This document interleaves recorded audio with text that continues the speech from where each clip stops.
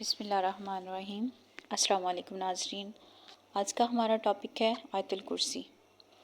آیت الکرسی ایک خدائی تالا۔ کسی گاؤں میں ایک بندہ تھا، اس کی بڑی خوبصورتی اور نسلی بھینسیں تھیں۔ اکثر رات کو ایک چور اس کی حویلی میں بھینسیں چوری کرنے کی نیت سے آتا، لیکن وہاں یہ کچھ نہ دیکھ پاتا۔ لیکن صبح جب اس کی حویلی میں جاتا تو بھینسیں وہیں موجود ہوتیں۔ وہ یہ دیکھ کر بڑا حیران ہوتا۔ ایک دن اس چور نے بھینسوں کے مالک سے حیران ہو کر پوچھا، تمہاری بھینسیں بالکل محفوظ ہیں، چوری نہیں ہوتی؟ گاؤں میں تو اکثر لوگ چوریاں اور جانور لوگ لے جاتے ہیں۔ یہ سن کر بھینسوں کے مالک نے کہا کہ میں آیت الکرسی پڑھ کر چاروں کونوں میں پھونک دیتا ہوں۔